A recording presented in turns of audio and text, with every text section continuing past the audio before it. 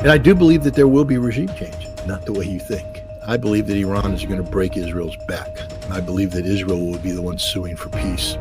And I believe that the regime that will be changed is Netanyahu's regime. Welcome to the deep dive.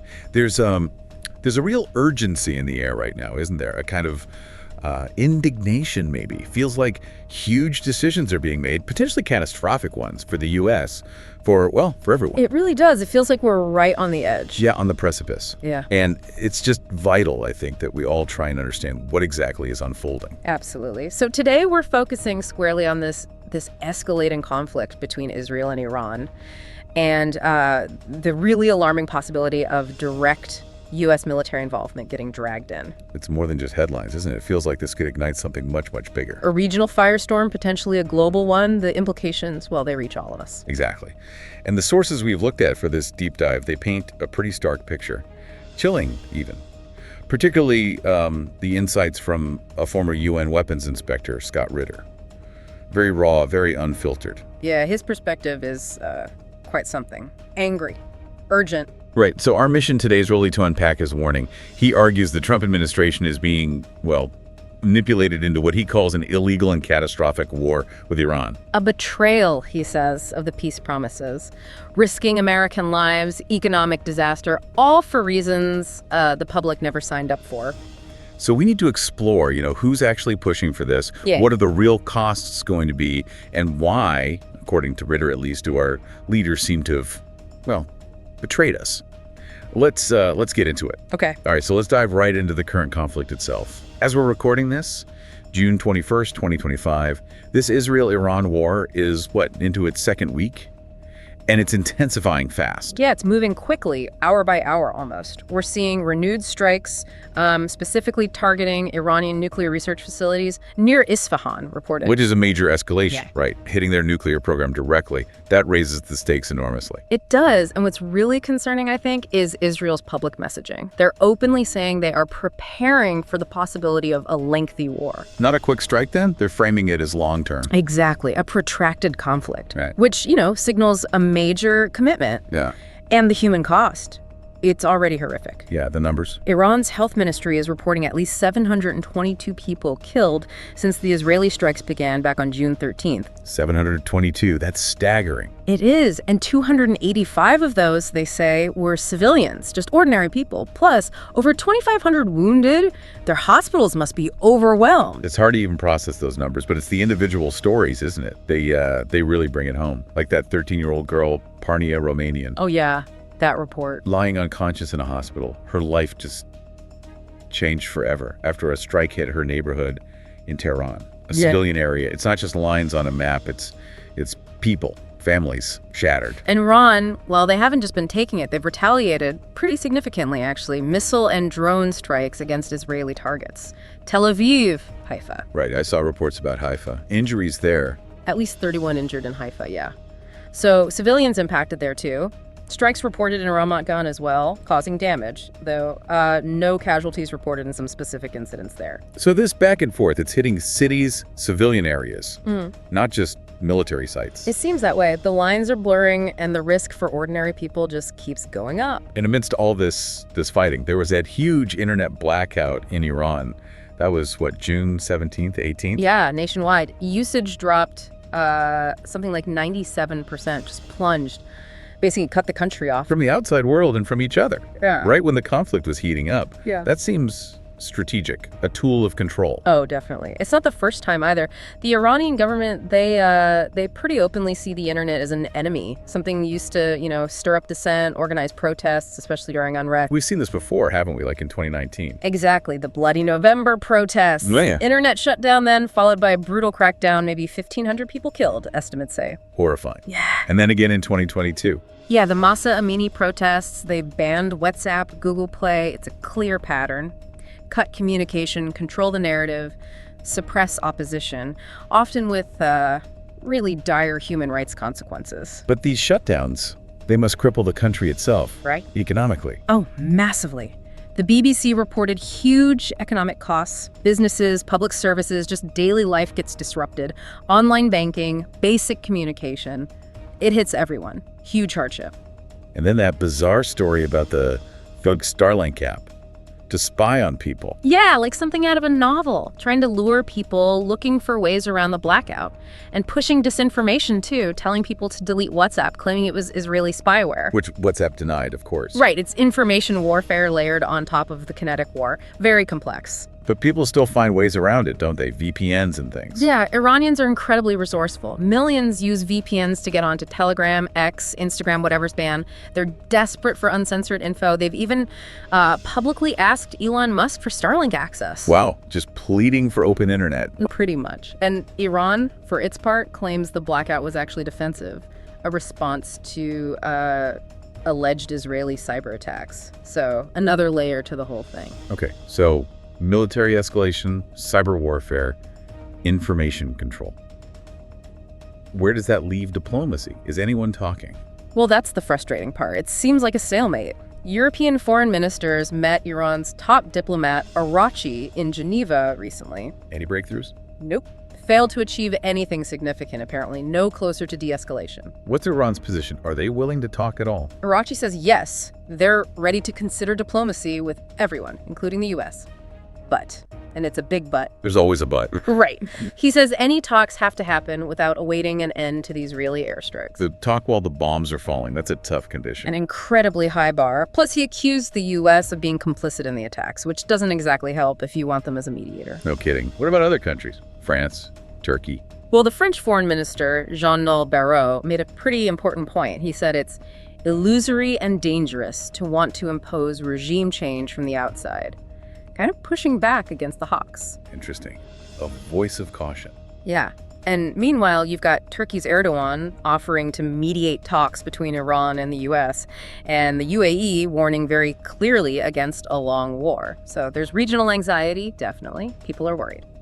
But the path to actually stopping this thing still seems blocked. Elusive is probably the word. Fraught with challenges. Okay, now let's shift to Scott Ritter's perspective, because this is where it gets, well, deeply unsettling, infuriating, according to him. He goes right after former President Trump. Yeah, he really challenges that whole peace platform Trump ran on. His point is blunt, isn't it? Did we vote for this? Nobody voted for this. He's saying the American public absolutely did not sign up for a war with Iran. There's a real sense of betrayal in his words. You can almost hear it. He basically says, we voted this guy in expecting one thing and we're getting the opposite. He implies Trump is fundamentally untrustworthy. That people were misled. Essentially, yes. Yeah. That the belief in his promises was misplaced. It's not just political disagreement. It feels personal for Ritter, a deep disappointment. And he paints Trump as, a moral and physical coward. Someone who hates confrontation. Yeah, says he always backs down when things get real. He points to, the trade dealings with China as an example. Tough talk, then maybe pulling back. But now, reports say Trump is considering military action, maybe deciding in the next couple of weeks, but calling for unconditional surrender. How does that square? Exactly. It's a striking contrast, right? This alleged aversion to conflict versus this really aggressive posture now.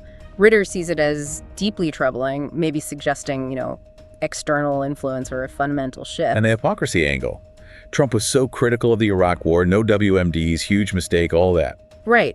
But now, this aggressive stance on Iran, despite, their claims of a peaceful nuclear program, Trump even questioned why they'd need nuclear power at all, given their oil reserves. It's a little bit hard to see why you'd need that. Yeah, I remember that quote. Ritter sees that as just political convenience, not real analysis. Pretty much. Ignoring energy needs, international agreements, all of it. And didn't Trump fire his DNI, Tulsi Gabbard, over Iran's nuclear program? Reportedly, yes. Because she stated what U.S. intelligence apparently believed, that Iran hadn't actually decided to build a bomb yet. So firing someone for reporting the intelligence, that suggests wanting a specific narrative, regardless of the facts. That's certainly Ritter's implication. Leadership may be unwilling to accept facts that contradict the policy they want, which leads us straight into his claims about U.S. complicity. This is where it gets really serious. He says Israel's war is an absolute violation of international law, and the U.S. facilitated it. That's his direct quote. He accuses Trump of collaborating with Israel while lying to the American people about pushing for peace.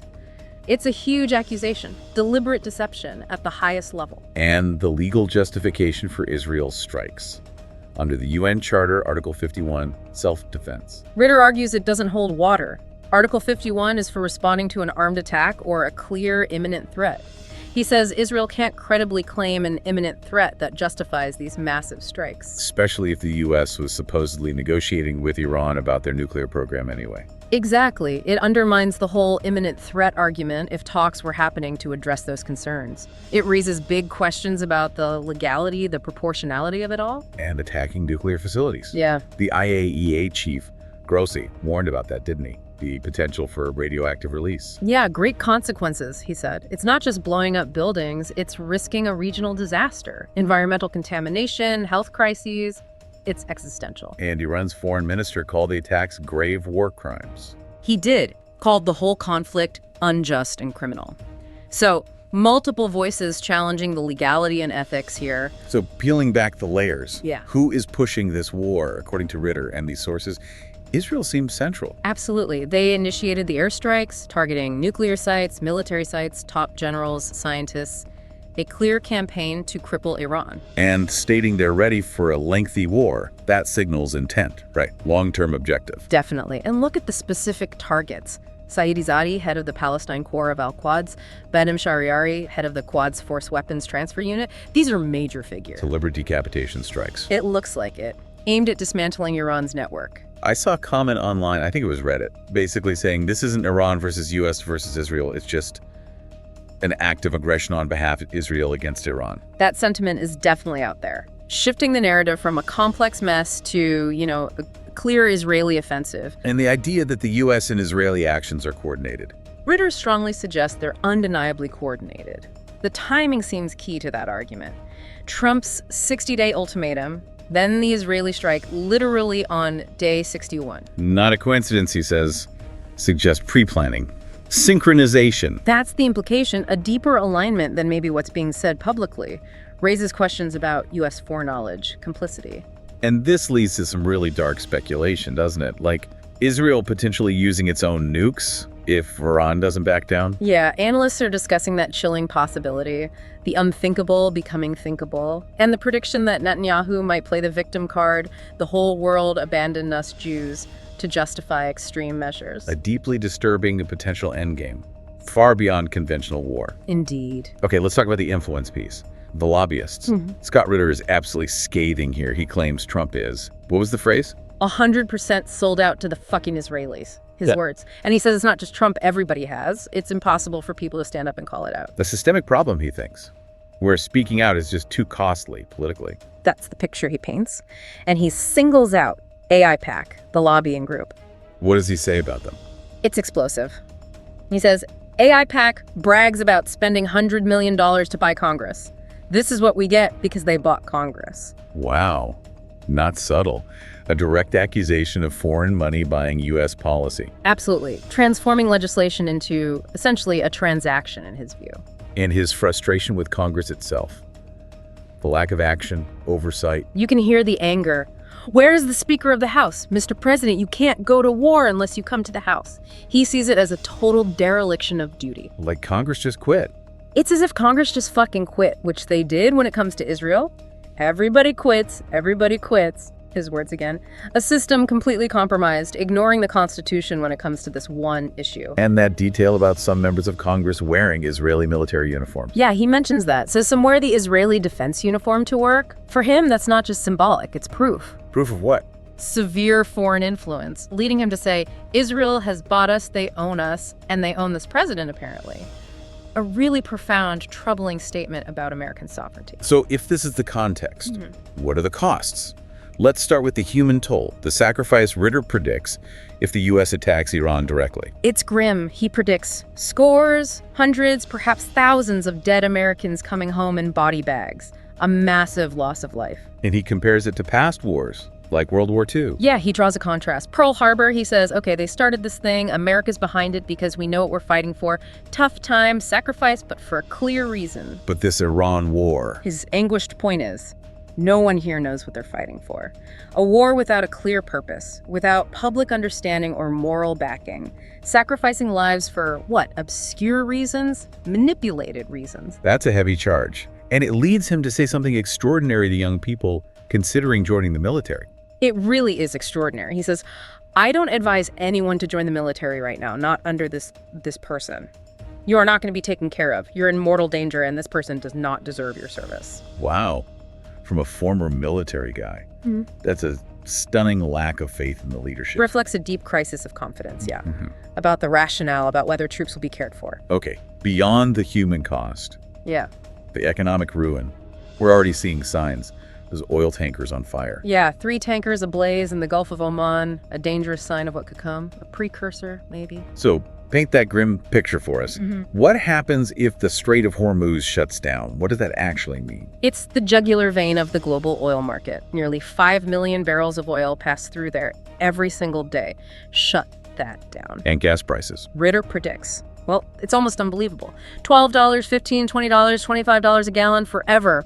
An unprecedented energy crisis. It would cripple everything. Not just cars, right? This goes deeper. Oh, much deeper. Diesel prices would explode. Diesel runs the trucks, the trains, the ships, the entire supply chain. So if diesel gets too expensive, Trucks don't move, as Ritter puts it simply. And when trucks don't move, guess what happens? Walmart doesn't get stocked up. You'll be looking at empty stores. empty shelves. Not just luxury items, but food, medicine. Everything. The whole system grinds to a halt. Shortages, panic. He says starkly, this country is going to go to shit literal, societal breakdown driven by economic collapse. But this isn't just a U.S. problem. The whole world is watching, worried. The UN Secretary General warned about it. Guterres, yeah, said it could ignite a fire no one can control, an existential threat to global peace. And countries are already reacting, pulling people out. Absolutely. The U.S. starting assisted departure flights from Israel, that's significant. China evacuating thousands, 2,000 from Iran, 400 from Israel. And European countries too. Yeah, Ireland, Britain, Czech Republic, Slovakia, Australia, New Zealand, all pulling diplomatic staff from Tehran.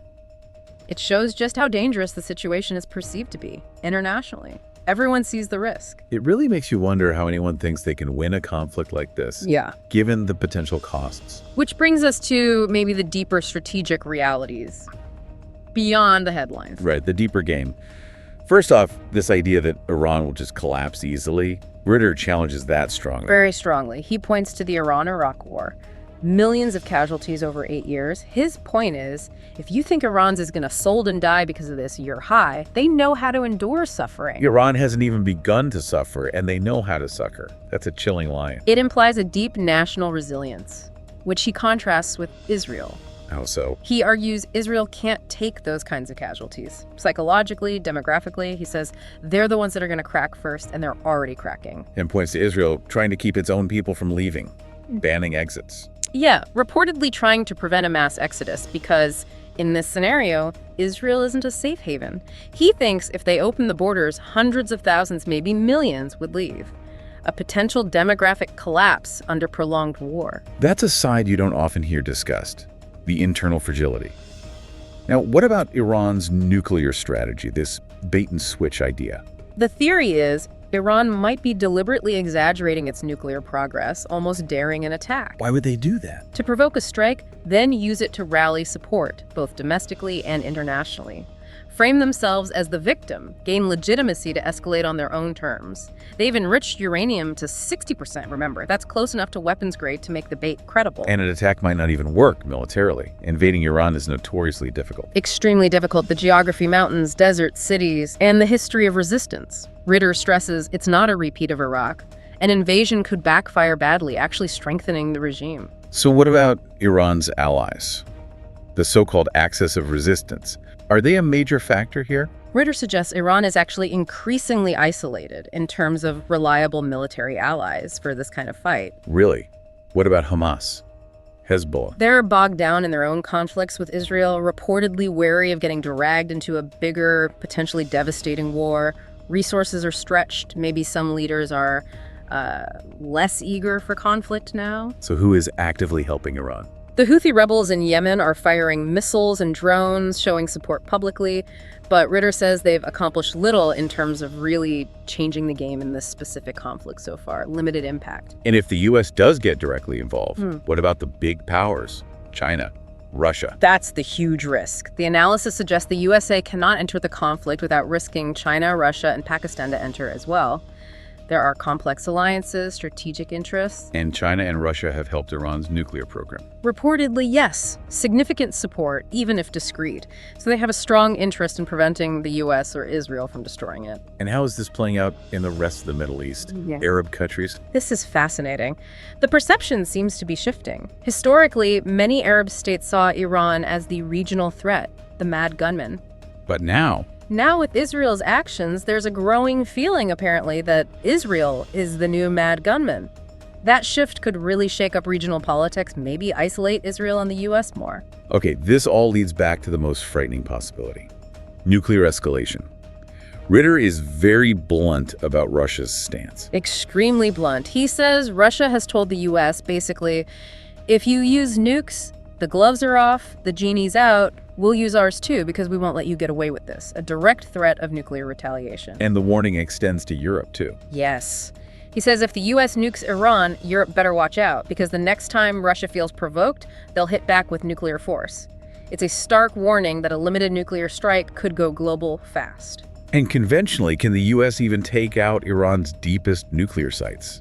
Like Fordo. It's doubtful. Fordo is buried, 95 feet deep? Our best conventional bunker busters penetrate maybe 56 feet. They just can't reach it. So the only way to guarantee destroying it Would be a nuclear bunker buster. Ritter points to the B-6112, a tactical nuke. That's the game changer, he says. It highlights the extreme, almost unthinkable options being considered. And compounding all this, the perceived hypocrisy of the IAEA, the nuclear watchdog. Right. Quick to condemn Russia over actions near Ukrainian plants, but Ritter says they've been silent on Israel bombing Iranian nuclear facilities. That perceived double standard must fuel Iranian anger. Hugely. Ritter notes Iran has even threatened the IAEA chief, Grossi, saying they'll make him pay after the war. It suggests a breakdown of trust in international institutions, which is dangerous in itself. It really feels like, as Ritter puts it, a grave warning.